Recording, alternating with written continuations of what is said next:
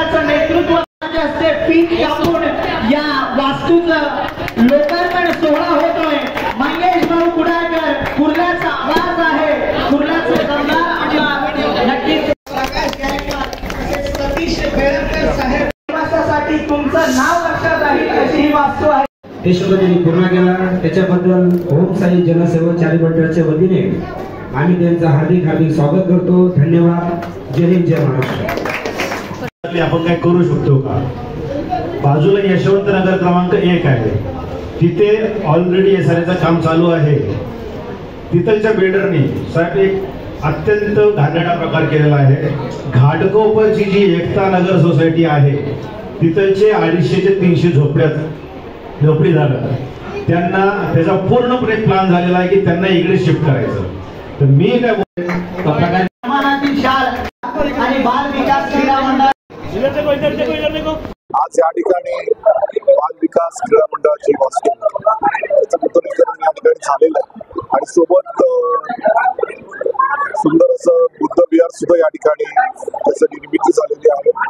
त्याच्यामुळे नक्कीच एक जो शब्द मी दिला तो आज या ठिकाणी पूर्ण झालेला आहे। या ठिकाणचे अध्यक्ष सुनील वाघमारे, प्रकाश गायकवाड, सर्वच या ठिकाणचे पदाधिकारी कार्यकर्ते यांनी हाताळत ऑर्डर घेतलेला आहे आणि मेहनत केलेली आहे। त्याच्यामुळे क्रीडा मंडळ सुद्धा चांगल्या रीतीने या ठिकाणी चांगलं काम करत आहे।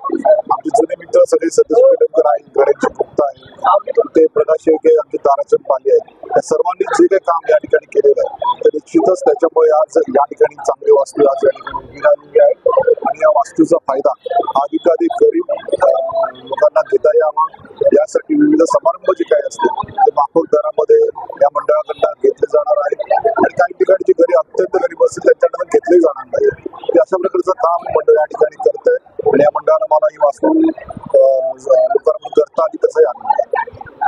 त्याच्यानंतर निश्चित एक बैठक घेऊन कशा प्रकारे मार्ग काढता येईल आणि कसं त्यांना स्वतःचं हक्काचं घर निर्माण करता येईल तर मी निश्चितच बघेन। कुठल्या बैठकीमध्ये मी निश्चितपणे त्याची अंमलबजावणी करू।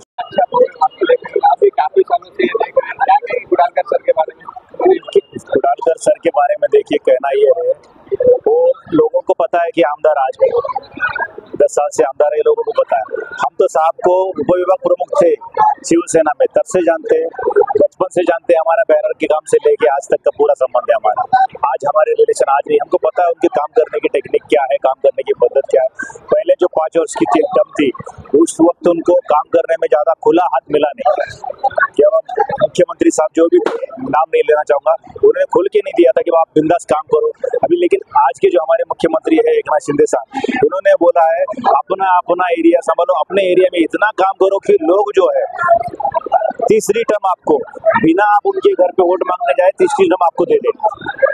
काम करने के लिए जो कहा है उसको मान देते हुए कुडालकर साहब ने पूरे यही हाल नहीं, पूरे कुर्ला विधानसभा में कामों का तुम धड़ाका लगा के रखा है।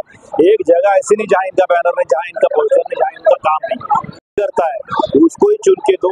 जो खाली आयता आता है, VIP आता है। कुछ लोग अभी नागपुर से यहाँ पे आ रहे लड़ने के लिए, जैसे कि इस एरिया में नगर सेवक आमदार के लिए कोई कैंडिडेट नहीं है, तो ऐसे लोगों को दूर ही रखें।